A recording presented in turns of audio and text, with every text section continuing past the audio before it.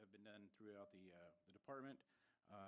I also bring administrative experience from the college. I've been the administrator for the Merced Community College Police Department for the last 3 years, where I've operated their budgets, maintained their personnel, and have increased their manpower and their equipment.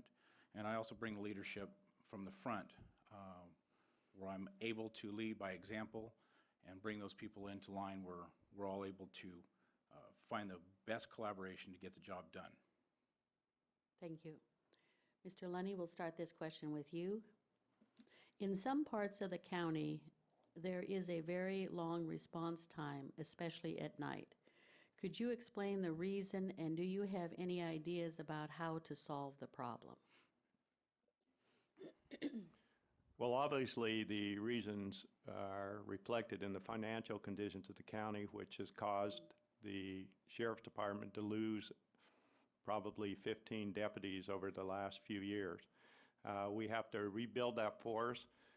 We have to take a look at our allocation of people as it sits today and redirect those to the front line, the deputies on the street. I think that there's room for us to take a look at the beat structure probably. It's been in existence for probably 50 or 60 years, and it's probably time that we apply some crime analysis tools to that beat structure and see how we can reposition people so they can meet those calls in a more timely manner. Thank you. Mr. Warnke. The beat structure as it is was realigned in about 1982, and it still shows a lot of ground to be covered. We have 7 deputies usually patrolling a 9-beat area, and the obvious reason is that they're so far away from a lot of the calls. By redirecting resources that we currently have at the Sheriff's Office, we can actually put some more people on the street. And as Pat said, we do need a stronger force. We need to hire more deputies and put the numbers back out where they belong. Thank you. Mr. Swigert. The long response times are based on the actual geographical areas. Those beat lines need to be reassessed. We need to be able to cut some of the cities that are in these beats out of the beat lines. The deputies don't have to drive around them or through them. A lot of the realignment of the deputies that are working currently can put more bodies on the street, and if need to do so, we can pull from our resources and some of our special assignments to get the job done, to bring back the basic level of law enforcement services that are needed to be provided. Those are some of the things that we can actually focus on immediately. Long term is going to be trying to find more bodies. We're always trying to find more bodies. We'll never stop trying to find more bodies. That's what we do. As a sheriff, my job is to get out there and speak with the Board of Supervisors, the state levels, the federal levels. That's my job, is to get out there, find the monies, find the funding, bring it back to Merced County, see if we can increase the manpower that we have out there. Some of the things that we don't think about are the little things. Just, where's this deputy working? Is he working a hot spot, or is he working out in the middle of nowhere where he doesn't belong? We need to put those deputies in the areas in which they really need to be in. Thank you. Mr. Soria. Thank you. That's a good question. First, we need to focus on efficiency. We need to make sure that there's efficiency out there, and reports and proper patrol is done to complete that. We do need more deputies, and I'd like to see even maybe hiring community service officers that would take cold calls, that would free up deputies to respond to hotter calls, so you don't have somebody waiting 2 hours to have their burglary report taken. We can hire community service officers to go take those reports, and that would free up deputies so that they would be more efficient, so that they could go handle hot calls. So I think that we need to start with the efficiency. Thank you. Mr. Warnke, we'll start this question with you. Do you have proposals or plans to deal with the current prisoner housing shortage, such as alternative or past sites that could be used for low-level miscreants? Interesting word. Prisoners. At current building levels at our John Lauderaca Center is that that's what we have to work with. As far as having the opportunity, the prison realignment that we're dealing with is a fluid motion or a fluid operation that we have, that we're still manipulating and getting into massaged convenience, I guess, for our county. As far as having an area, there are places in the county, but right now what we need to do is shore up what we do have, and we can do that very easily by placing a couple towers there to help us with the prevention of escapes, and the towers can be mobile, and I've looked into it, and it's a permanent solution to a long-term problem, I guess, and we would have to actually staff those, because the way it is right now, that the inmates are actually on the outside of the prison where the correctional officers are on the inside. It's kind of like eating a donut from the inside out. So that's where we're at with that. Thank you. Mr. Swigert. The plans for low-level prisoners has to start with what we have currently, and part of that has to be fortified and be built up. As the only law enforcement candidate here working full-time in the Sheriff's Department as a senior sergeant, I'm at the staff meetings every week. I'm hearing what's going on with the Corrections Division, the Coroners Division, all the special assignments. We are fortifying the John Lauderaca facility. We have added razor wire. We have raised the fence. These are things that are already in motion. These are things that we'll continue to do and we'll continue to fix. One of the issues that we have is, what are we going to do with anybody else in the future? 70% of the people at John Lauderaca are waiting to go to court and waiting to be sentenced. We're worried about that other 30%. If we need to resource out, or if we need to start focusing on the AB 109 program to augment what's going on, we're going to have to find the loopholes in the AB 109, and we're going to have to close them up so that we don't have those serious criminals on the streets here. Thank you. Mr. Soria. Thank you. Well, I think what we need to do is focus on restructuring and making sure that we implement, procedures, go under determine what's working, what's not, and make sure that we implement plans and make sure that we don't have escapes. What we do need to do is go after a new jail facility. Our neighbors down the street, Stanislaus County, got funding for it. So I think that to go with the 109, we're going to have to look forward, not look backwards, and we need to look forward and grow forward and look to try and get funding so we can get a jail.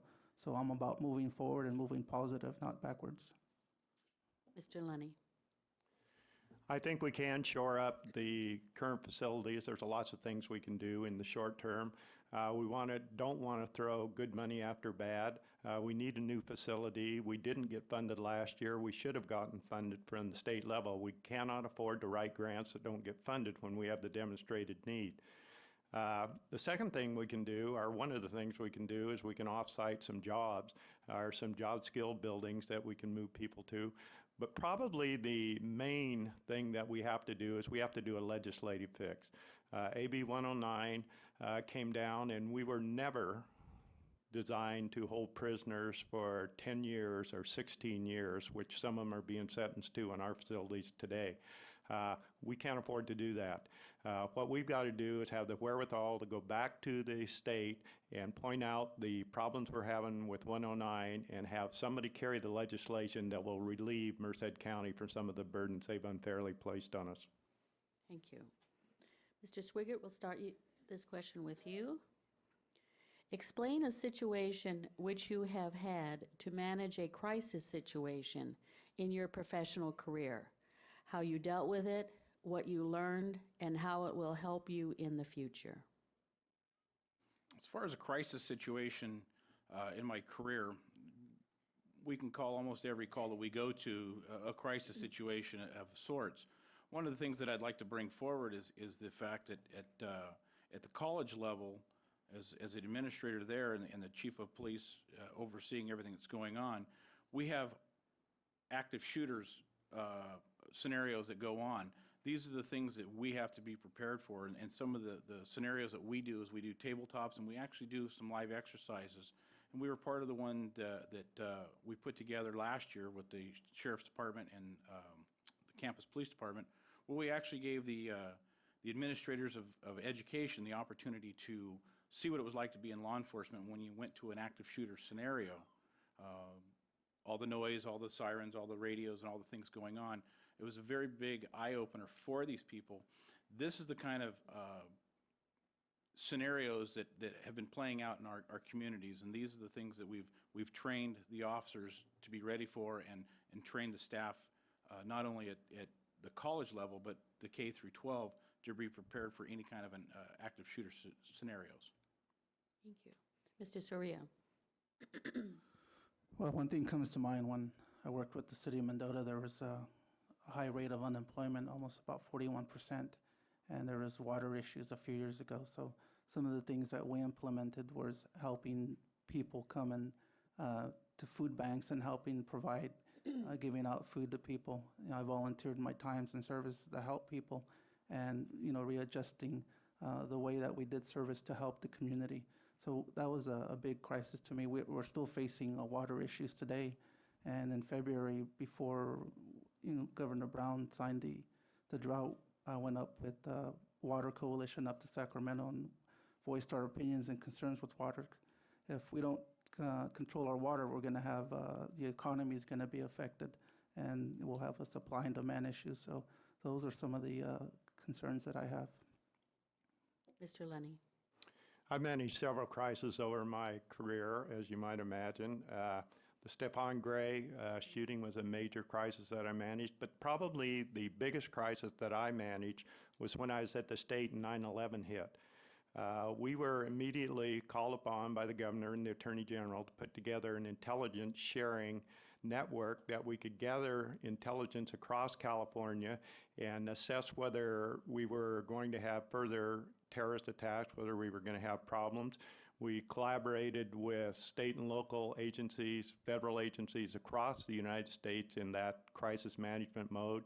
And I learned a lot of things from that. I learned how to manage money in terms of how to apply it towards technology. I learned how to integrate technology that was already in place into our solution.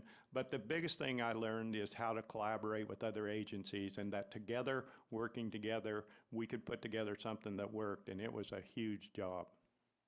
Thank you. Mr. Warnke?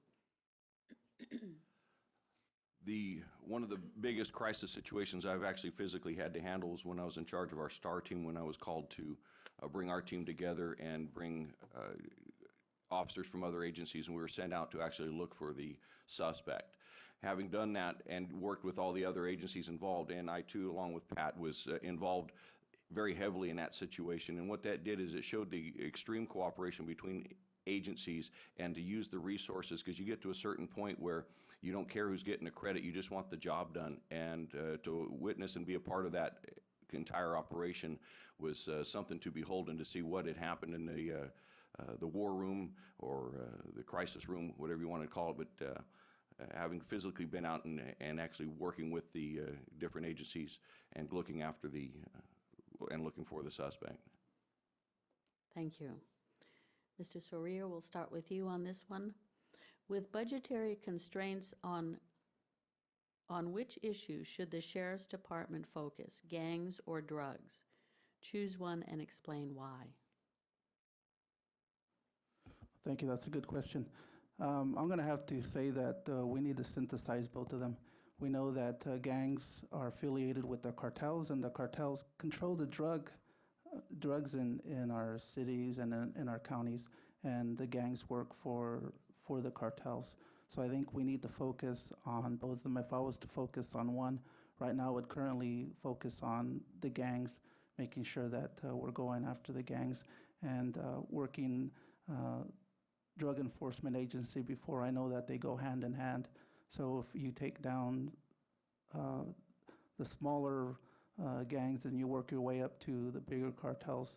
So I think I would focus on gangs and make sure that we do have the resources to go out there and make sure that we identify the gangs, and in each city we have to go out and make sure that we have focuses on Winton, Planada, Merced, not just on the small level, but also on a large scale. Thank you. Mr. Lunny. I think you have to focus on the gangs. I think the reason you have to do that is because that is a serious quality of life issue in our communities today. The shootings that are going on, the safety issues when you go outside your homes, those are things that really affect us at the visceral level. So I think we start with gangs. I think we hit it two ways. The ones we identify, we go after this operation that you witnessed yesterday, where they took out the high-level gang leaders around Merced County who were dealing drugs, so they're intertwined. But we not only have to hit them, we have to go to our youth. If we don't intervene and do something to prevent kids from joining gangs or intervene when they do join gangs, it's never going to get any better. So in the traditional sense, we have to hit gangs and we have to hit them hard, but we also have to go out the traditional role that the Sheriff's Department plays and enhance our youth programs. Thank you. Mr. Warnke. I agree with what Pat had just said with regard to the gangs, because the gangs are a quality of life issue, and having the violence on the street, it affects all of us. But having also been a DARE officer where I was teaching in the school district, going after the kids is the treatment of the gang problem along with the drug problem. If we treat the kids, if we act and treat the gangs as a cancer, and our society is the body, we take the cancer out and then we go after for a treatment program. And having been in that program for 4 years, teaching in 5 different school districts, it can work, it does work, and we just need to refocus our energies and get back to the basics and start treating the problem at a younger age, because if we don't supply a hero, they're going to find one on their own. Thank you. Okay. Let's see, where am Do I get a freebie? I'm sorry, go ahead. Do I get points for that? The question was with the budget restraints and gangs and drugs, and which would we attack first? If we start attacking the gangs at the street level, and we have all of our deputies that are out on the street start attacking them on a regular basis, we're gonna start displacing these gang members, partly because they don't want to be dealt with and they don't want to be contacted. We start running our parole and probation checks and consensual contacts. We start talking to them on the street as they walk down the road, pull up and talk to them, and they start getting nervous because they may be carrying something, or maybe they're not, or maybe they're on their way to do something. But the bottom line comes down to, we're going to displace these people from our communities. We're going to do it at the ground level. And then as time goes on and we're able to focus a little further into it, we'll continue to do it. We know gangs and drugs go hand in hand. We need to get that education in the 2nd and 3rd grades, where these kids are making the decisions before they hit the middle schools. So working with education, getting in at earlier age, I think is going to be very paramount in finding ways to get these kids not to fall into the gang areas at an early age. Thank you. Okay, Mr. Lunny, we'll start with you with this question. Oath keepers have been in the news lately. Can you explain what it is and your impression of the organization and its pledge? Well, I didn't hear the first part of the question. Oath keepers have been in the news lately. Can you explain what it is and your impression of the organization and its pledge? They are a group of ex-military, some active military, law enforcement, who have reinforced that they will uphold the oath that we all take when we are sworn in as law enforcement officers. Personally, I've been in 3 different organizations in my career. At the beginning of each one, I've sworn my allegiance to the Constitution of the United States 3 times. That's basically what the Oath Keepers group reinforces or swears to, and that's my impression of where they are right now. Thank you. Mr. Warnke. The oath keepers are just that. They've promised to keep the oath of the office that they've taken, as in the sheriff keeping up with the Constitution. The Constitution is something that cannot be messed with. There was a term that they were talking about, a living constitution, and we can't go there. What we want to do is remain with our original constitution. With regard to the Oath Keepers, they're an organization that wants to maintain that integrity as far as the oath of the office and upholding the Constitution. And I, too, have taken that oath as a peace officer. Thank you. Mr. Swigert. The Oath Keepers are just that, keepers of the oath that they took the first time. Not the second, not the third, not the fourth, the first time. First time you take that oath, it should be for life, and that's the way we take it. This group, this organization is trying to remind people of those oaths that were taken, that they don't stop when you stop your career or you stop your job or you transfer to something else. That oath that you took forever. I maintain my Oath Keeper's coin as a reminder that that is an oath that I took. And it's not going to go away when I change jobs. So with that in mind, the Constitution, State of California, the United States Constitution, those are the ones that I'm defending here. Thank you. Thank you. Mr. Soria. This is an organization of people that have taken an oath to defend the Constitution from foreign and domestic enemies. And I think that it's something that we all need to keep in mind, that the Constitution is for the people and by the people. Thank you. All right, this is a two-part question, and I will start with you, Mr. Warnke. What does the term community policing mean to you? What changes within the department, if any, would you suggest to strengthen trust and support of the communities served, especially communities where gang violence is rampant? The community policing is the community coming together and actually helping with the problems of the community. And it's not always just a law enforcement problem. Sometimes it's a problem that we have within neighborhoods, and having that community come together and being able to communicate with the sheriff's office or the other local law enforcement agencies. Having a community policing advocate within an area also helps us keep tabs on what is going on, and I'm a firm believer in having that done, and we've had that done at the sheriff's office many years ago, and we still have a community policing base. It's not as big as it once was, but it's got an opportunity to grow. With regard to the areas where the gangs are, having those eyes and ears, being able to and confidently contact the local law enforcement community is an absolute wonder for any law enforcement agency, because they're added eyes and ears, and what they have to gain is a quality of life, and they really do want to work hand in hand with law enforcement to better the neighborhoods, and law enforcement working back with the community will help ensure that, and I do believe in that program. Thank you. Mr. Swigert.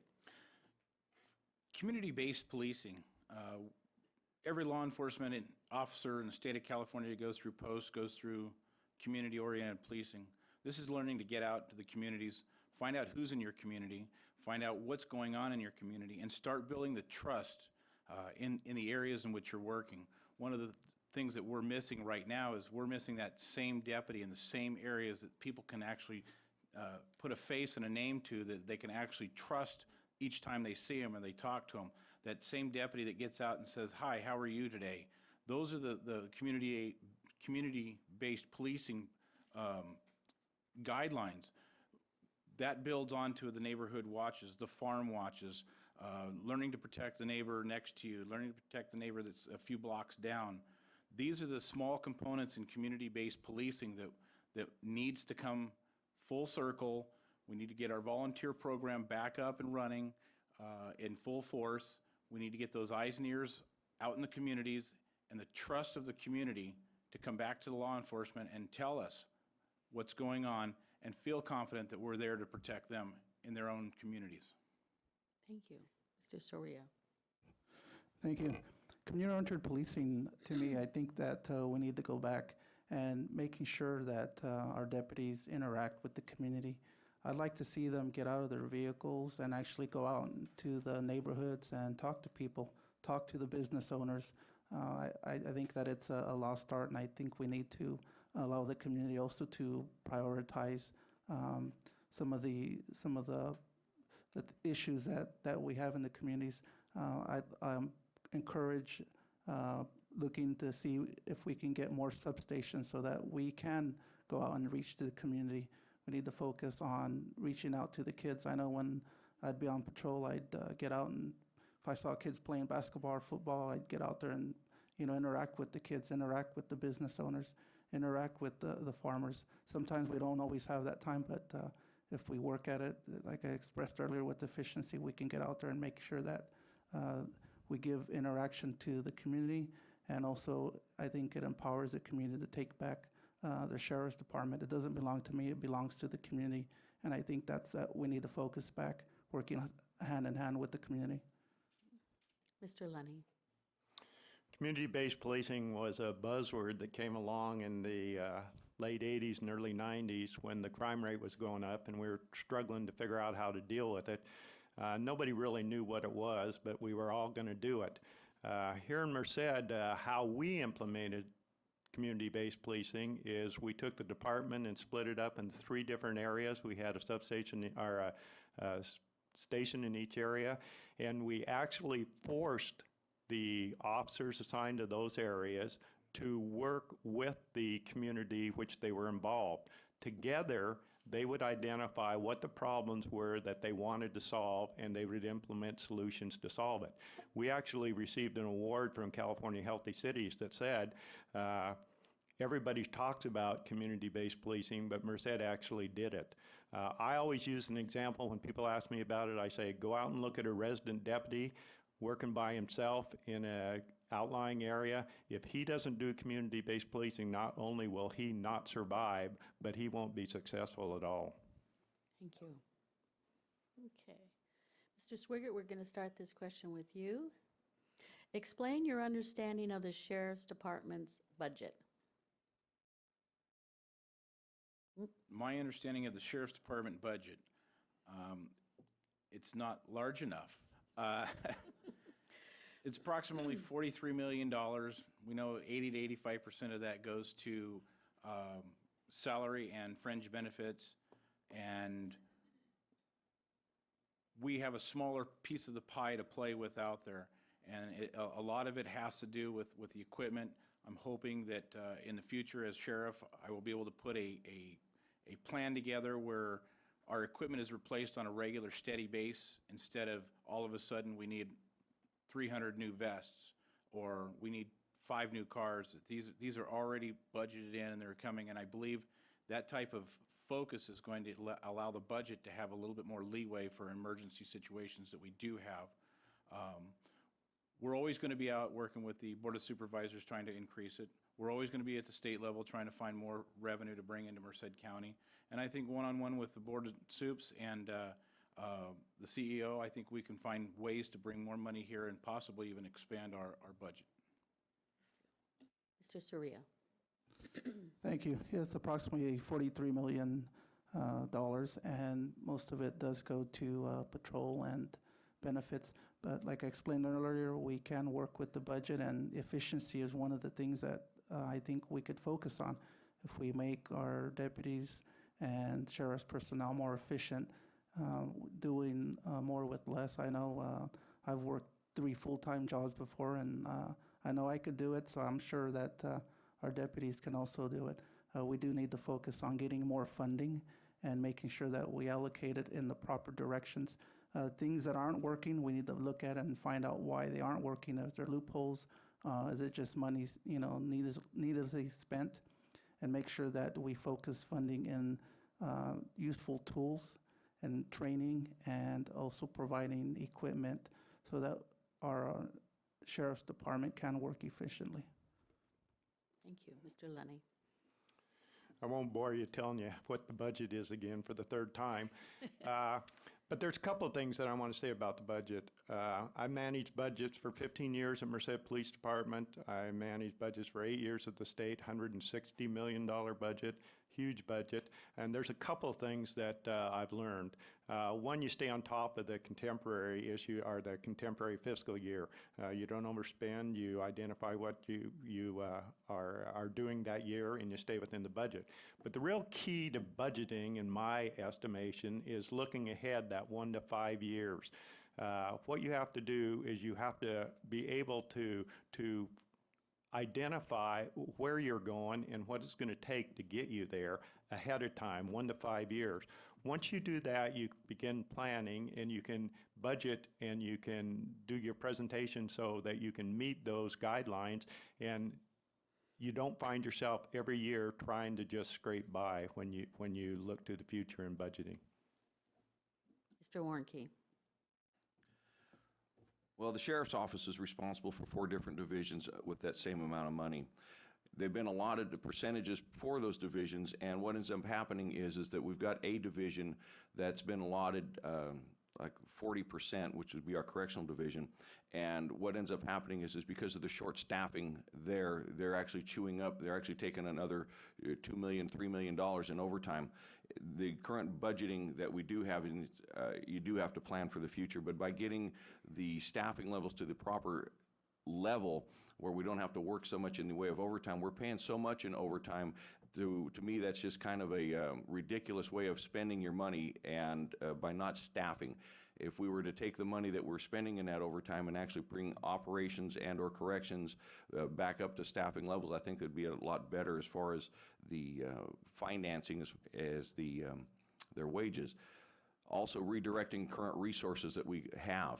We've got an opportunity now to take some of that budget money, and by redirecting it, we can actually make it a lot more useful as far as putting people on the street and equipment to be used. We can't rely on grants, but the budget does need to be tweaked, and having said that, we're going to need to implement a better resources or implementation of those resources. Thank you.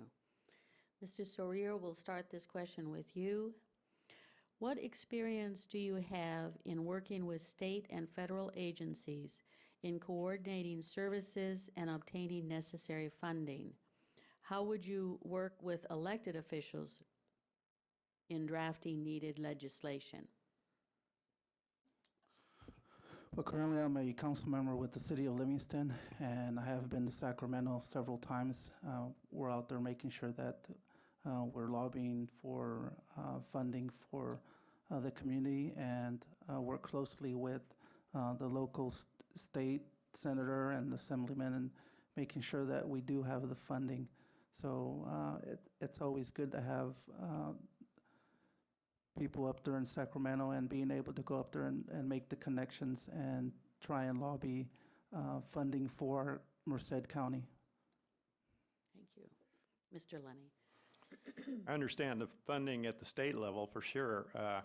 One thing I can say that I truly believe is that 90 to 95% of all police work is done at the local level. So I think that this is where it's most important. I know how to write grants. I've been on both sides of the grants. I've written them, I've evaluated them and awarded them. I've worked with federal agencies extensively. Those relationships I understand. There's just a couple of things about the federal or the state agencies that you are. Let me go back real quick. Presentation to boards. I want to hit on that real quick. What I've found is when you're presenting to a governing board, if you make a rational presentation that's backed up by facts, they will most likely be willing to support you. If they can't support you fiscally, at least the first time, if you rewrite that and rebuild on it, by the time you get back the second or third time with that problem, the boards will work with you in solving it. Thank you. Mr. Warnke. My experience with working with different agencies stemmed from the, I guess, basic police work, working with the DEA, also with the DOJ, and knowing how to collaborate those efforts, but also working with the school districts and our other county agencies is also an important tool in getting that part done to help. Sometimes what we're going to talk about is solving the problems. You can't all do it as a law enforcement officer, but sometimes you have to get mental health involved, or sometimes you have to get the school teacher involved. So being able to work with those different agencies. When you're working with the Board of Supervisors, like the sheriff will be working with, I find that if you're a good steward with the money that you've been given, when you do need to expand your budget or ask for more money, and if you've done the proper things and actually trying to be fiscally responsible, when you do go before the board and they look at you and they see that you're not wasting or trying not to waste, I think the cooperation is also there, but also having a good working relationship with the board and base it upon trust is a huge factor. Thank you. Mr. Lunny, we'll start with you with this question. Precisely where do you stand on granting concealed weapons permits? Do you want me to answer that question too? Did I skip you again? Do I get points for that? You know, I have to tell you, I messed up my grid. I'm having to try and really, yes, please. You remember the question? The question had something to do with the experience with the elected officials, state and federal levels. Is that Yes. correct? Yes.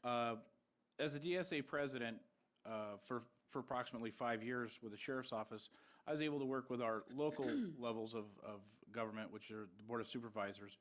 Working with them, I was able to find ways to maintain and retain people here that were leaving to other agencies that were getting paid more money or better benefits. That was on the first levels. As time has gone on, I've gotten to know all of our local officials, whether it be the Assembly, the Senate, or whatever. I still have a pretty good working relation with them as far as being able to call them up and ask them questions and try and find legislation that would be able to close loopholes on issues that we have. Also, in the current position that I'm holding now, I have to deal with the elected Board of Trustees at the college, and those are people that you have to educate as well as find ways to get things done through them. So being able to deal with the levels, state, federal, and local levels, I think is very direct. You don't, just ask them some questions and find out where they're going to go. The contacts are there. They haven't changed. Names may have changed, but the places are still the same. So making those contacts and finding out information is still phone calls away. Thank you. Now you've had time, Mr. Lunny, to figure out your answer. Do you recall the question? Concealed weapons. Yes. It's the first time we've heard this. We've answered this question about 25 times in our different forums. I believe in the Second Amendment. I believe that the appellate court, the Ninth Circuit, has been very clear in its ruling on what is good cause for issue of concealed weapons. I intend to set up a mechanism whereby if somebody wants a concealed weapon, they can apply for it. If they pass the qualifications, if they pass the background, we will, and demonstrate proficiency, we will get them a concealed weapons permit. I know who we want to have them, and we know who we don't want to have them. And so we must have a transparent, well-written policy that's out there for everybody to see. The second thing is you don't have to vote for me. You don't have to be my friend to get a concealed weapons permit. We're going to have a process that's open to scrutiny and that will stand up under inquiry. Thank you. Mr. Warnke. I, too, am in favor of the Second Amendment and support it very much. For folks that want and deserve a concealed weapons permit, and there is no justification clause that has to be met. It's just a matter of their being able to qualify and meet the criteria. The one thing I will add to this, and it's almost all of it's going to be parroted, but as far as the citizens of this county, I am not going to require them to go see their chief of police first to get a denial letter. If they want to come directly to the sheriff, they can. This is just absurd policy about having a denial letter first is not going to, it doesn't wash with me. So I am a firm believer in the Second Amendment, and I will support it, and everybody meets the qualifications will be issued. Thank you. Mr. Swigert. Can you repeat that question? Precisely where do you stand on granting concealed weapons permits? I believe if you meet the qualifications, granting a concealed weapons permit, if you meet the qualifications and you are a law-abiding citizen, I believe you are going to get your CCW, your concealed weapons permit. We want to make sure the guns are in the hands of those law-abiding citizens that are out there trying to make their own communities safe. As deputies, we want to try and get the guns out of the hands of those people that don't need those. We go into an area, we know who that person is that is a law-abiding citizen. We know that they should or could be carrying a concealed weapon. These are the ways that we're going to actually get our community back. The rise in number of concealed weapons is going to help bring down the number of crime rates that are out there. It's a proven fact statistically. These are the things that as a sheriff, I completely support. Second Amendment was part of that Constitution that I swore my oath to. I will uphold and maintain that all the way through. I'm one of the only candidates, or I am the only candidate that actually put a proclamation in my webpage in writing. I actually did a concealed weapons statement in writing back in January. I have not changed, and I have not wavered in any of my statements or any positions that I've had so far. Thank you. Thank you. Mr. Soria.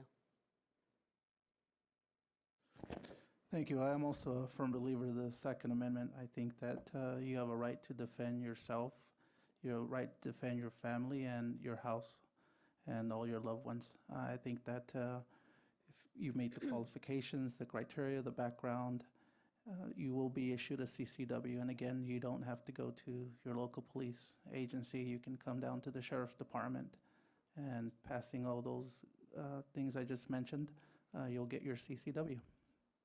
Thank you.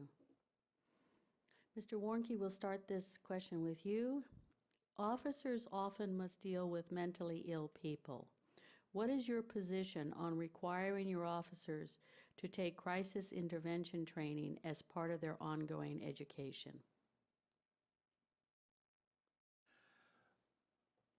Through 35 years and also through training at the sheriff's office, we have actually had folks come in to talk with us at the sheriff's office on a personal training level. I believe that recognizing the symptoms and the symptomologies of somebody that's mentally ill would also help the deputies make a rash decision based upon their observation and knowing that and dealing with it. It still doesn't preclude any violence that could probably happen, and it does happen a lot, and those are going to have to be dealt with. But having the training and having the knowledge based upon what to look for is a definite must, and I do believe in having that extra training that doesn't normally come in the academy. Of course, the academy for me was a long time ago, and I'm sure that they've updated it some, but yes, it's a deal that we have to work with now because of the drug-induced mental illnesses, and we also have to be able to work with our mental facilities, our mental health facilities to facilitate, and a lot of times we have to actually transport because of the dangerous situations. They still can hurt people, but you still have to know how to deal with them. Thank you. Mr. Swigert. Dealing with mentally ill persons has been part of our training for numerous years.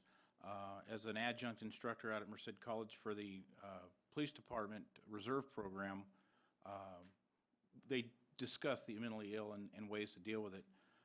The sheriff's department has had a every 2-year cycle where they've actually had training on mentally ill. They just completed one here in the last 6 or 8 months. I've made sure that the Merced Community College police officers have had that same training and make sure that when they deal with somebody, they're looking for that mentally ill situation. That training is paramount when it comes to making the wrong decision at the wrong time, using a wrong tool. And I think the Sheriff's Department has done a tremendous amount of steps in making sure that those are identified and they've been dealt with correctly in the past. Thank you. Mr. Soria. Thank you. I think working closely with behavioral health and providing continuous training, not just every 2 years. I think it needs to be done more frequently, and getting involved with behavioral health and having them actually come down and assist with training, and also continuous training with the deputies, not only on patrol, but also at the correctional facilities, because we do have people that get incarcerated that may have some kind of mental health issues. So not just at the patrol level, but also at the correctional level. The training needs to be continuous, and the more training you get, the better that you could be able to respond to the needs and issues of people with that need the mental health. Thank you. Mr. Lunny? I think the training's invaluable for a couple of reasons. One is officer safety. If you recognize what you're dealing with, it's less likely that you or the person that you're dealing with will get hurt. The second thing you can do, or the second reason it's invaluable, is it's a cost associated with it. We do not need to house mentally ill people in our jails. It's expensive. It doesn't do anything to heal them, and it's just a vicious cycle of in and out. So if we can train our deputies to recognize it, and we could give them some options to deal with these people that they recognize, then all of us are going to be better off in the long run. Thank you. Okay, Mr. Swigert, you get to go first. What is the Board of Supervisors' role and responsibility related to law enforcement and the Sheriff Coroner's Office? What would you do to help them with that duty? Responsibility of the Board of Supervisors as it relates to the Sheriff's Department, Coroner's Division. My job is to make sure they understand that it's a 24/7, 365-day-a-year program.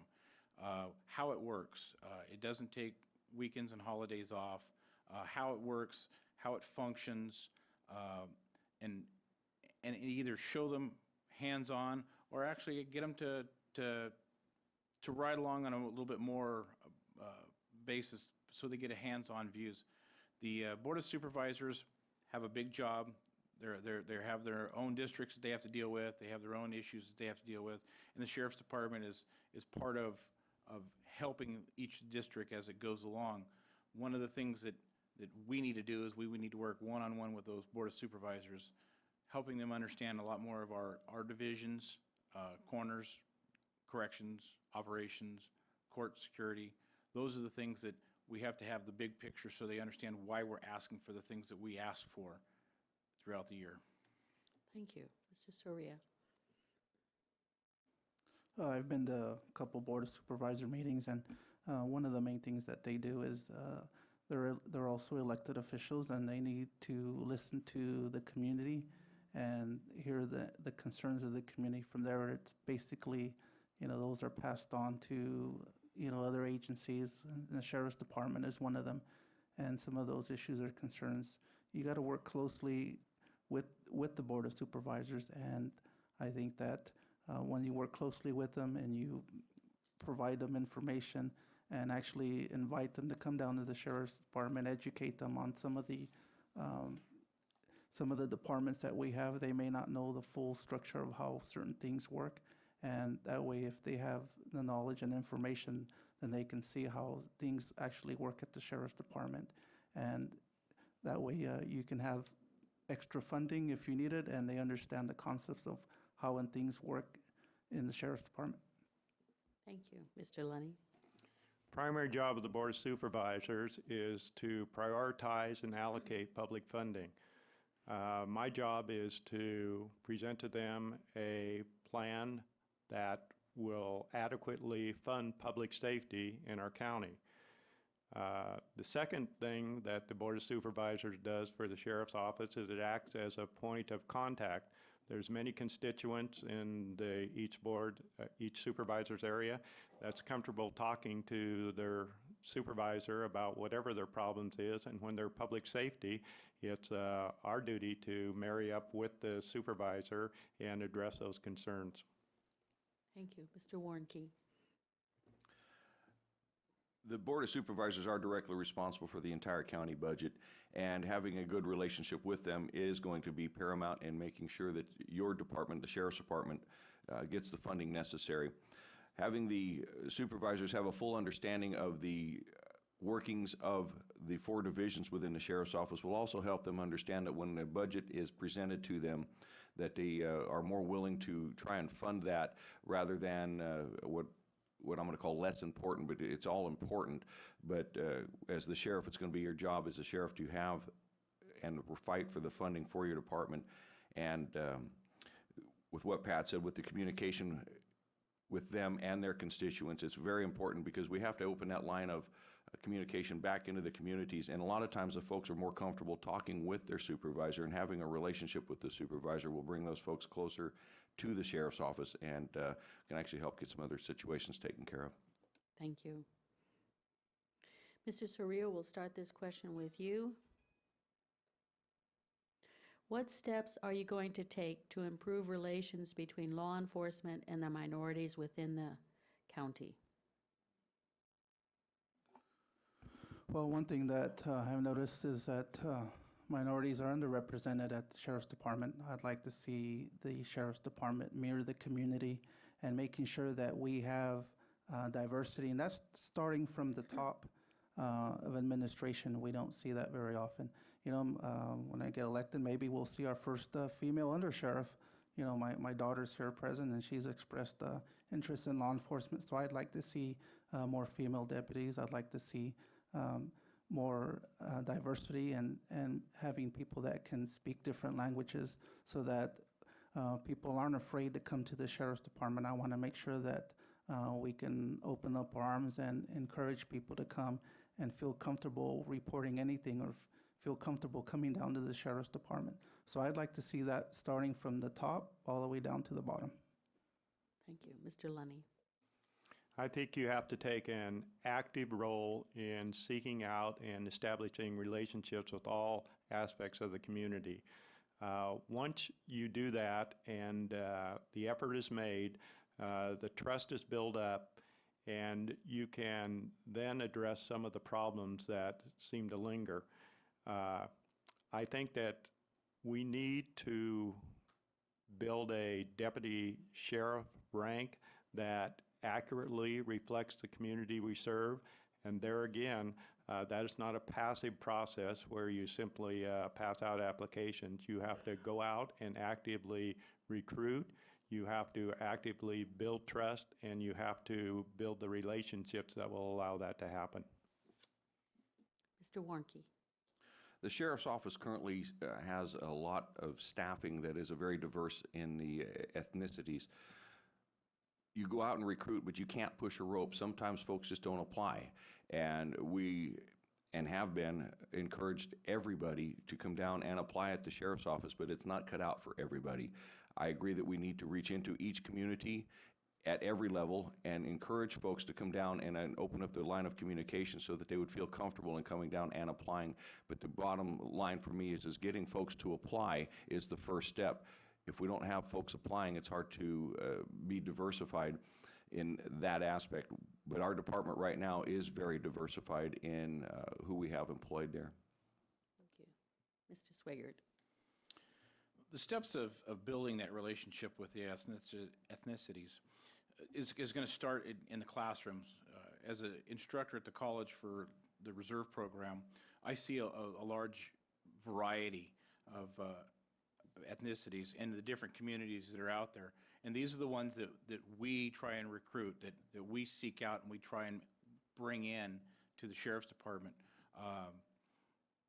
As we go through time, we are going to get more and more diverse. We're going to bring more and more people from communities. This job actually brings a lot more prestige to it from the community. When you come from your own community and you go back and give to your own community, we're seeing more and more people come from their own communities. The trust factor that is built through the community-based policing alone, through that deputy that came from that community, is paramount. We're finding that the more we build, the more we're going to get. And as far as it goes, we got many years ahead of us, and we're going to be changing every day. We're going to be forward thinking, whether it comes to the diversity or the equipment that we're going to need to use or change in order to make sure that diversity is covered. Thank you. Mr. Lundy, we'll start this question with you. If you are elected, what innovative strategies will your leadership bring to the county's law enforcement and crime prevention? How will you fund them? Well, the first strategy that I will bring is collaboration with outside law enforcement agencies that are allies in the county. I have the endorsement of every police chief in the county, which I've already started on those kinds of relationships. Working together is always the best way, always the most effective and efficient way to get the job done. And it doesn't even cost us that much money. The second thing that we need to do is take a look at our technology and how we can integrate technology into what we're doing now. The best way to make the most effective, efficient use of the people we have and the people that we're probably not going to increase over the next couple of years is to make them more effective with information they have to deal with. That's one thing that is fairly simple to do and will not cost that much to integrate that into our system. Thank you. Mr. Warnke. By getting the technology-based back or started, I guess, a lot better, would be the first and foremost, because of the high-tech situations that we have, and a lot of our crimes are a lot more high-tech. The other thing for the collaboration, and it would be to make sure that all the officers, all the police departments within the county, and this includes the state and federal level, do work together. And also is starting with our youth programs. And at one time we had a youth program at the sheriff's office that was literally second to none, is to start getting the youth involved, because the youth will bring a lot more innovative ideas as far as what's going on in classrooms, and they're technology based, and having them share with us also. And that's it. Thank you. Strategies for crime prevention. One of the basic strategies is community involvement. The Farm Watch in Hailmar is a good example. They're using Facebook. They're using technology. They're using Facebook. They're able to speak to one another very quickly, very rapidly. They're able to have that neighborhood farm watch. These are small strategies that don't cost a lot of funding. Neighborhood watches in the unincorporated areas. We need to get the education back to a level to the community where they understand what law enforcement's doing, law enforcement understands what they're doing, and as that education grows between the communities, our crime prevention with just your activity and your involvement is going to be the biggest strategy, because we're all vested in it. We're all looking to the future. We're all becoming one, and we're starting to trust more and more and more as time goes on. These are just the simplest things out there. This is the basic forward-thinking ideas that are out there. Thank you. Thank you. Mr. Soria. Thank you. I think the Sheriff's Department needs to get in touch with more community-oriented groups, you know, just like the Rotarians, Kiwanis, Knights of Columbus. Put out something where we can work with the group so that we can tackle urban blight, we can tackle vandalism.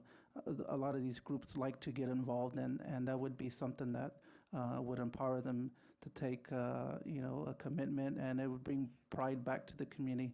That would be very little cost, and we can actually clean up urban blight and make our communities look better.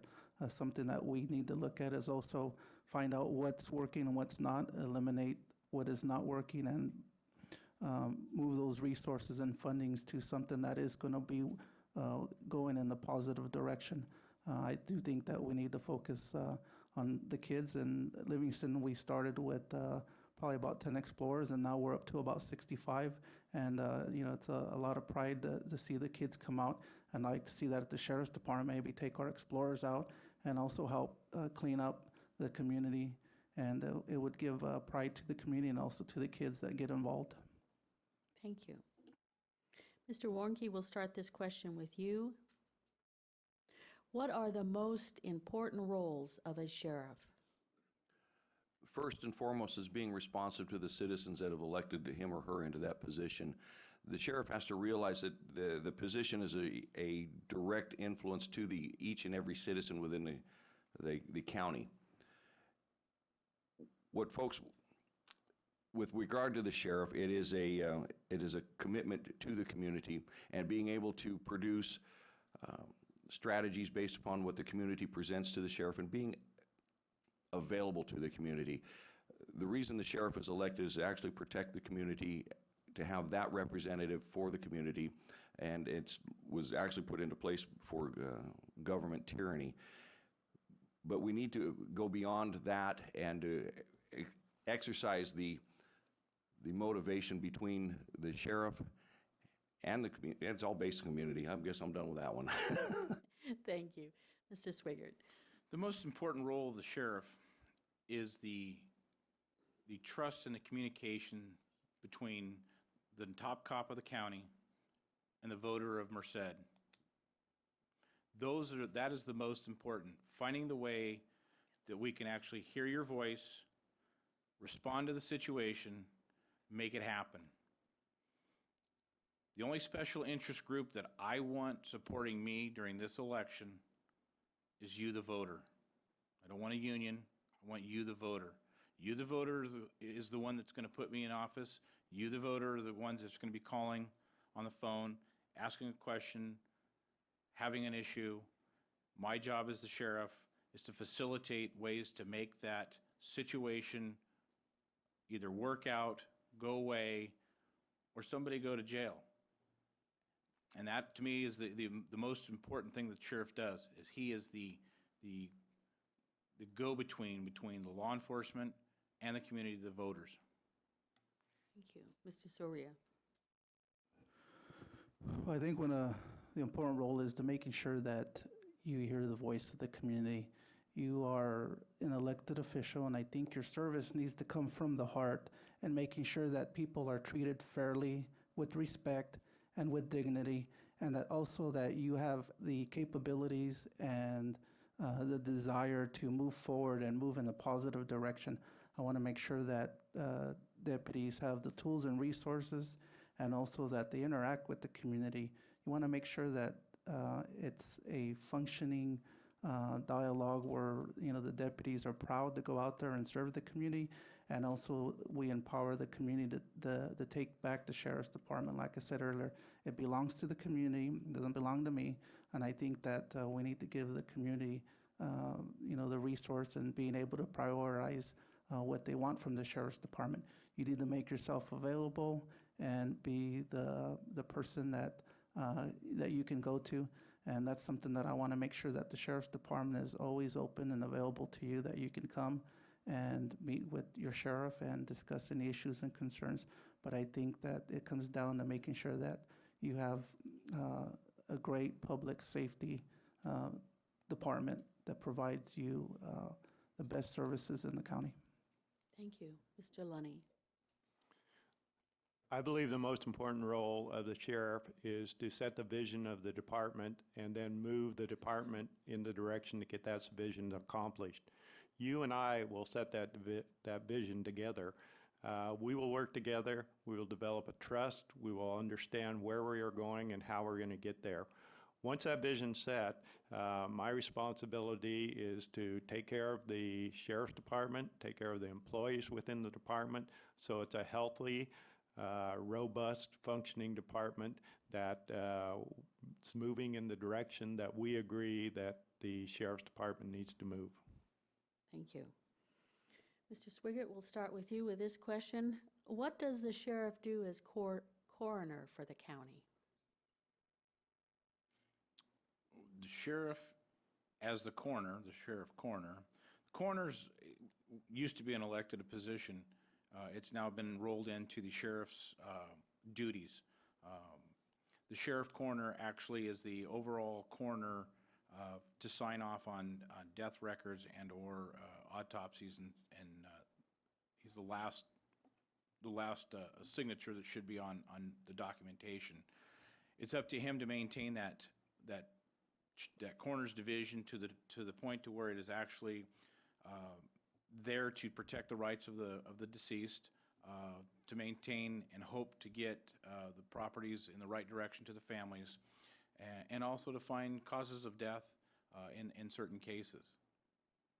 Thank you. Mr. Surya? Basically, he's responsible to making sure that day-to-day operations are at the coroner's facility are met.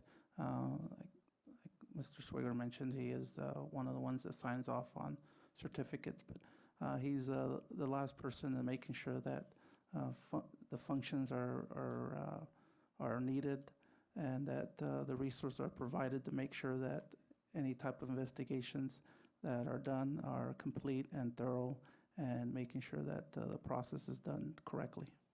Thank you. Mr. Lunny? Primary job of the coroner is to handle the deceased within the county and to determine the cause of death. That often entails an investigation to make that determination, but it's basically our governmental way to ensure that all the deaths that occur in the county are properly handled and properly investigated and properly disposed of. Thank you. Mr. Warnke? The sheriff is actually the person that speaks on behalf of the decedent, taking care of the person, the decedent, and making sure that they're treated with the utmost respect until the final resting place. Then he's taking care of the legal aspect of it by determining cause of death, and that's through the pathologist and through investigation through the coroners, deputy coroners that are working full-time there. The main goal there is to take a person that has died and make sure that that is taken with the utmost respect, and then following through that, make sure all the legal boundaries are met and that the families of the decedent are taken care of and also treated with respect. Thank you.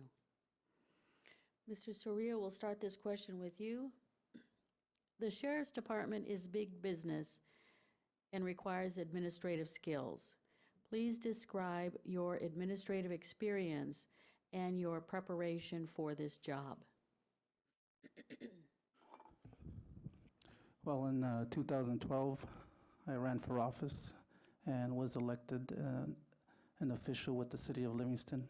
I sit on 1/5 member of a council where we listen to a general budget, where we listen to general plans, and we look to move forward and provide a good quality of life and improving the quality of life in our city.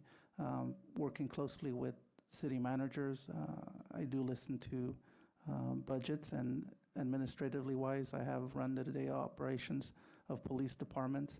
I'm familiar with budgeting, scheduling, doing different budgets, and also working with the assessors. I have run departments of code enforcement where I was just given the keys and they said, "Here, get to work."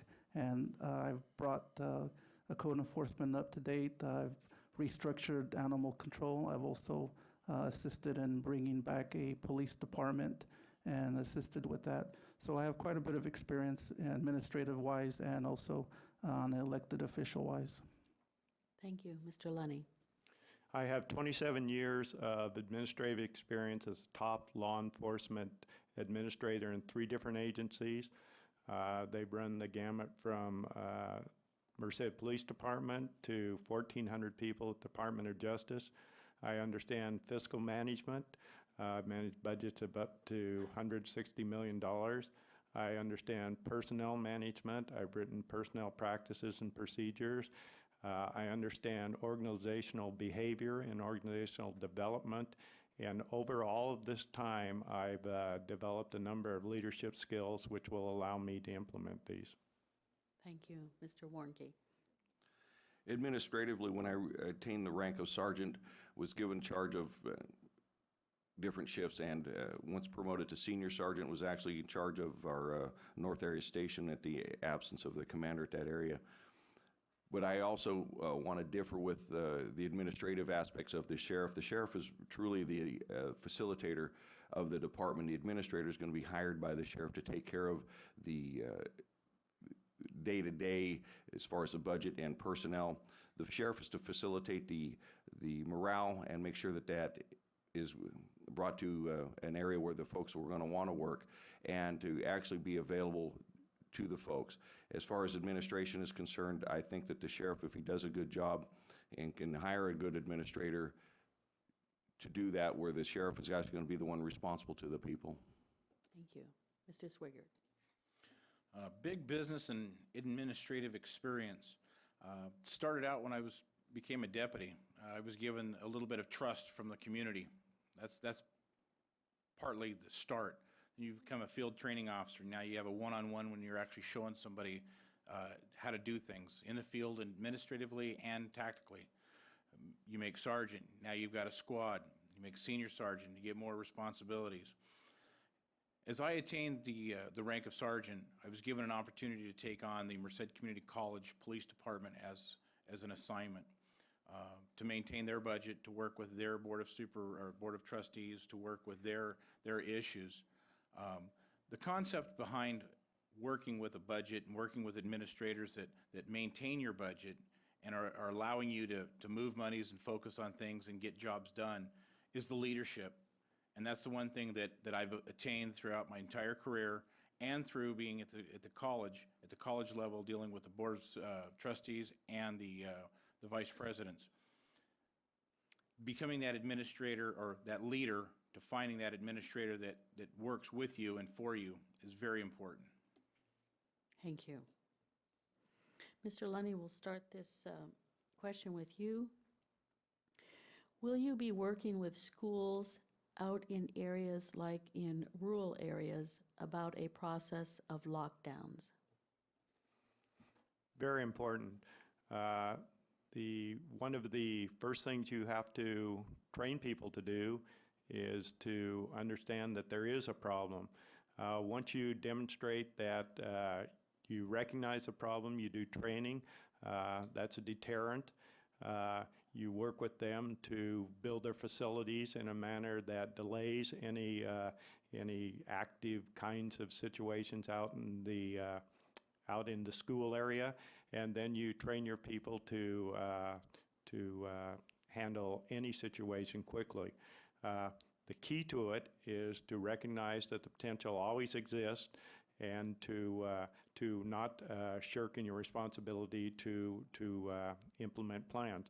Listen, we've been training for fire drills for years and years, and it's been, I don't know the last time that somebody burned up in a school, but it was not as long, or longer time ago than the active shooter situation. So we have to just recognize that we have to train for it and we have to prepare for it.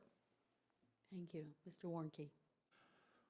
During one of my assignments as a school resource officer and DARE officer, we actually did train, and it actually is going on to this day. I'm in constant communication with our school resource officer on other duties, and to train them, and like Pat says, to be able to have the folks there recognize that they're not professionals as law enforcement, to be able to recognize and have them actually take and understand when their spider sense is tingling, that there is something wrong, that they do need to act on it. But the training is a must, and I believe that we should have a school resource officer available and to be able to respond. Thank you. Mr. Swigert. Rural schools and lockdowns have been going on for years. Merced County Office of Education has been working with all of the school districts on the active shooter scenarios and what to do. I mentioned earlier where the Sheriff's Department put on an afternoon of administrators finding out what it's like to be in law enforcement's shoes. Each one of the school districts throughout Merced County were present there. They each had different ways of locking down their own districts. These are all in place. One of the biggest things right now that's happening is they're working on a mutual agreement on how to work these lockdowns, so that any law enforcement that shows up can understand the verbiage at each school when they show up. This isn't something that just started. It's been going on for years, and we're at the cutting edge, and our deputies are trained that whenever an active shooter scenario comes up, They don't wait for anybody. They go ahead and engage immediately as soon as they get there. Thank you, Mr. Surya. Thank you. I plan on personally visiting every school and making sure that we do have access to the facilities, and I think that the training is positive.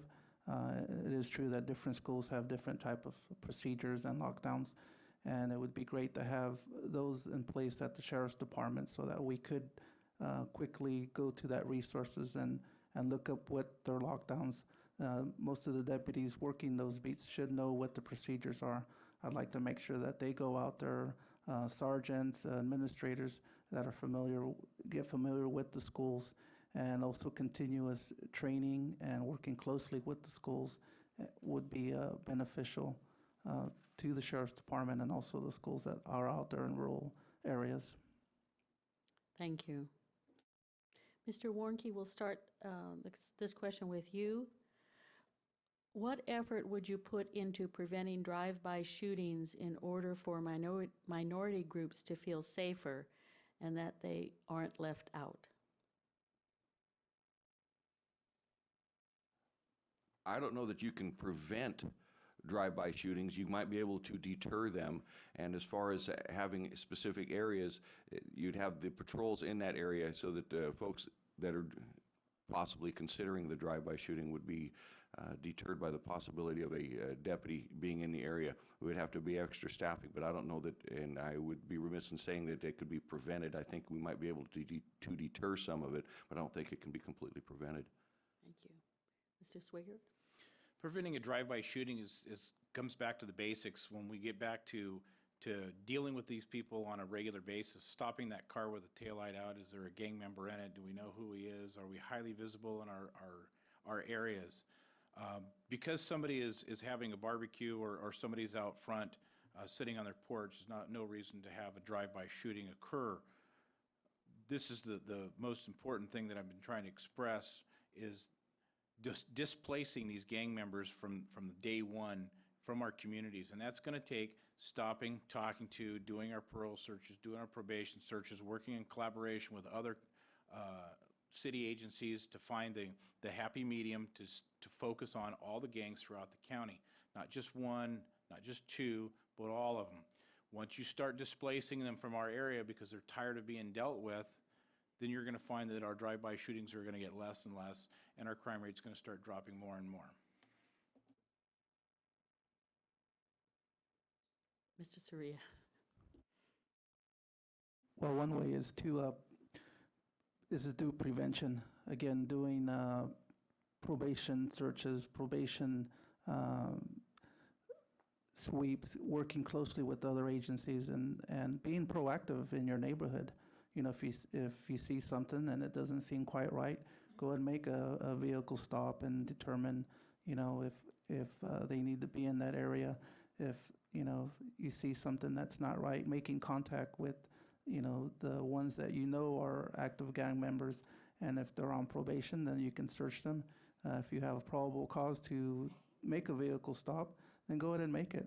And if you have a probable cause to get in and search your vehicle and you find a weapon or firearm, then you basically removed it from the vehicle and from their hands. So I think just being proactive and, you know, making sure that our community is educated on gangs and what to look for, and working closely with them, that we can deter and do prevention. Thank you. Mr. Lenny?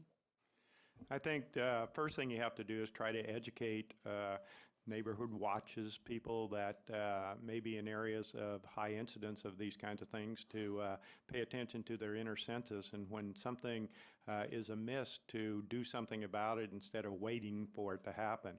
The second thing that we got to do is we got to figure out who's going to be doing the drive-by shootings. And once we start aggressively using intelligence-based policing to identify these people, we've got to go after them.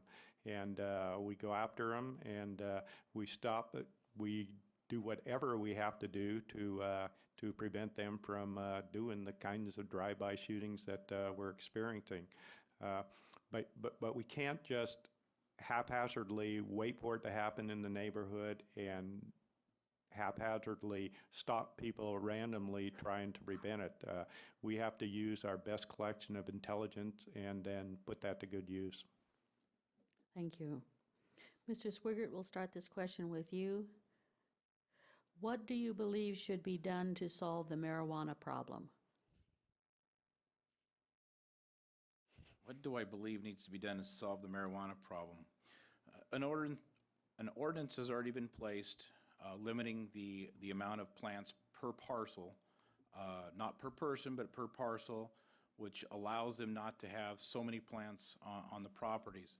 I think this is going to start limiting some of the problems that we've had with rip-offs, some of our homicides related to marijuana. I think the limits that we have put in place are now being enforced. I think as time goes on and we continue to stay on the ordinance and the functions for the ordinance, it's in the best interest of the community that we limit them, because this is the biggest issue I believe is happening with the marijuana is 5 or 10 people grow the same thing at one location, and then all of a sudden somebody wants to take it away from you, or somebody doesn't want to deal with you, so a rip-off happens or a home invasion, and we can curb that by focusing in on all these unwanted gardens that happen, whether they be indoors or outdoors, and I know we've been really focusing in on those as of lately. Thank you. Mr. Surya. Well, I think working closely and enforcing that ordinance will help curb the marijuana situation, and also working closely with other departments and other agencies. We all know that we have in-house grows where people rent a 2-story house, and at the bottom of the house it looks normal and there's kids and families, but at the top they're growing marijuana. So I think some of the things that working closely with other agencies, and we know that it's an abundant use of water and power, and if we see something different, if you see something that's not right, go and report it to the narcotics agency. I think that staying proactive and also working out in the agricultural area where these big grows are done, going out there and doing sweeps of these agricultural areas, maybe we'll come across illegal grows. So I think in staying proactive and working closely with the community and other agencies, we can curb the illegal marijuana grows. Thank you. Mr. Lunny. This is one area where there's no shortage of information coming in on where it's happening. We find out all the time where these grows are. People see it, they smell it, they dump pesticides in the canals, those kinds of things. So it's not hard to identify. We've got to react to it. This is one of those areas, though, where grant funding is available. DEA has grant funding available to pay overtime for collaborative efforts. This is one of the areas where I think that we can band together with our fellow allied agencies and organize some of the sweeps, and we can have a full impact. But the key to this is to react to it when we're notified. Thank you. Mr. Warnke. And by being proactive with it, we do have an active task force that specifically goes out after the marijuana. A lot of it has to do with reporting, and with regard to eradication, the problem I see is it's not so much the person using it as it's the person's growing it and having the home invasions. The situation with us passing an ordinance, it's just a small tool that we can use at this point, but it's one of those major issues that is a quality of life issue for a lot of our farmers, and it's cyclical. It's a growing season for the outdoor grows, so we know when to target that, and we do have grant funding, and we actively seek it. We're using aerial surveillance and putting the units on the ground together to go get in and eradicate. Thank you. Mr. Soria, we'll start this question with you. Do endorsements matter? If so, which are most important? Well, to me, anyone can endorse anyone. I think what really matters is what the community decides. The community is the one that is going to decide whether you get elected or not. endorsements, I think, are great, but I think what it boils down to is what the people decide. The people are the ones that actually vote and make the decision whether you get elected or not. Thank you, Mr. Lunny. I think they're important, but I think the major importance is who's doing the endorsing. I've been endorsed by 3 of the previous sheriffs in Merced County. That's an important endorsement to me because they are the ones that know how to run the Merced Sheriff's Department, and they are the ones that have seen all of us over the years demonstrate whether we have the skills to do that. So I think that is an important endorsement. I think the police chiefs are an important endorsement. Why? Because we're going to have to work with them and collaborate with them. If those relationships are already in place before by endorsements, I think that bodes well for our operations within the sheriff's department. So yes, I think there are some endorsements that are not so important, but I think there's some that really are. I've been endorsed by the correctional officers. That's important because they trust me to make some changes in their operations. So there are some endorsements that are much more important than others, but I think endorsements as overall gives people a kind of a thumbnail sketch of what's going on. Thank you, Mr. Warnke. I too believe in some of the endorsements. I also know that some endorsements can be a black eye. I personally have the endorsement of the Deputy Sheriff's Association. They actually recruited me to run for sheriff. I didn't wake up one morning and decide to run. They called me on a daily basis and asked me to step forward and take the opportunity to run to be their sheriff. So I think that having that endorsement speaks volumes for the men and women of this department. So I do believe that the endorsements are important. Mr. Swigert. Are the endorsements important? Is it important for somebody to know that a special interest group is going to support you? Is it important to know that they're going to give you money to spend on your campaign? Those are few votes. The biggest endorsement out there is you, the public, and that's one thing that I've been getting more and more of is the public's endorsement. The people of Merced County. I've been approached over the last 4 months numerous times wanting just basic service restored to their areas. These are the endorsements in which people see that I am a leader. I have no problem listening. I reach out to them. I return phone calls. The endorsement that I really seek is each and every one of the citizens of Merced County who vote, not somebody who doesn't belong here or an organization that wants something in return later on. I want the endorsement of Merced County. Thank you. This is going to be our last question, and in fact, it is our last question. We've gone through all of them that our audience gave us, and we'll start with you, Mr. Lunny. Why do you want to be sheriff? Good question. You know, I never thought I'd be in this position, actually. I spent 15 years at Merced Police Department. I was appointed to the Department of Justice, moved to Sacramento, never intended to return to Merced or didn't think I'd return to Merced. After 8 years there, I retired, actually termed out, the Attorney General termed out, and I spent a year in retirement. At the end of that year, I looked at myself and I decided that I wanted to come back to Merced. It's where my friends are. You know, it's my home. I was lucky enough to get a job at the DA's office, and which brings us 6 years later to this job. I don't need this job. I don't need it for pay. I don't need it for prestige. I need it because I can make a difference. I can use the experience and skills I've gained to benefit not only the department, but Merced County as a whole. This is going to be my last job. I want to make an impact. I want to do a good job, and I think I can benefit the county, which is why I want the job. Mr. Warnke.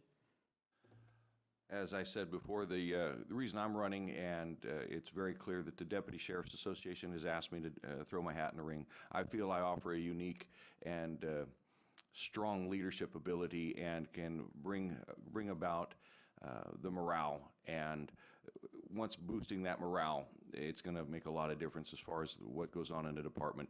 Having had the endorsement for the deputy sheriffs, and having their encouragement to run is the mainstay of why I'm running. I've also had a lot of community members ask me to run, and that's why I've thrown my hat in the ring. Thank you. Mr. Swigert? Why do I want to be sheriff? I wanted to be sheriff since the first day they pinned the badge on me. From that day forward, I looked forward to finding different ways to know all there is to know about the sheriff's office. I worked hard, I learned, I listened, I watched many administrations come and go. I learned each thing that I could at each level that I was at. I made the changes at each level that I attained, whether it be a field training officer or a sergeant or the administrator at Merced College. These are the things that I gather along the way. I come to you not as a good old boy, not as somebody who put me in there because I know somebody, but because of my hard work, my dedication, my strength to the community, to be open-minded, to be direct, to be honest, to be trustworthy. These are the reasons I want to be sheriff, because you deserve it. Thank you. Mr. Soria? Thank you. I'd like to be the sheriff. I basically want to make sure that we have a great public safety service to you. My service comes from the heart, and that's what I want to give back to you. I want to make sure that everyone has a good sheriff in place that's going to be able to bring the sheriff's department in a positive direction and also provide you the best quality services that we can give you. I want to make sure that the services are enhanced, and I want to give back to my community. Merced has been good to me. Merced County has been good to me. My family lives here, my friends live here, and I want to make sure that I give back to the community from the heart. My service comes from the heart. I'm not up here telling you things so I get elected. It comes from the heart, and that's why I ran for office in Livingston, because I want to give back to my community. And I think that family values are important, and I think that as a sheriff's department and Merced County, we can be a family and we can work together and we can solve problems and we can bring solutions to fix a lot of the issues that we have here. So my service comes from the heart to give back to the community. Thank you. We will now begin the closing statements. Each of you will have 60 seconds, and we are going to start with Mr. Warnke.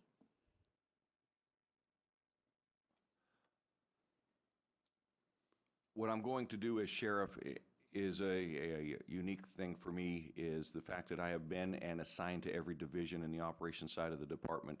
I've either led, taught, or worked each division, not just a part or a collateral duty, but I've actually been assigned these divisions: coroners, courts, patrol, detectives, SWAT.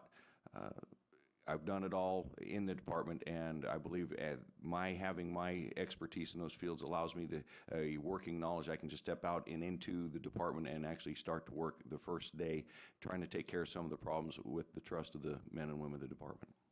Thank you. Mr. Swigert. I have 12 to 16 years before I even think of the word retirement. I'm the full-time senior sergeant working with Merced County Sheriff's Department every day. I go to the staff meetings every week. I know what's going on. I can plant the seed in the future. I can watch it grow.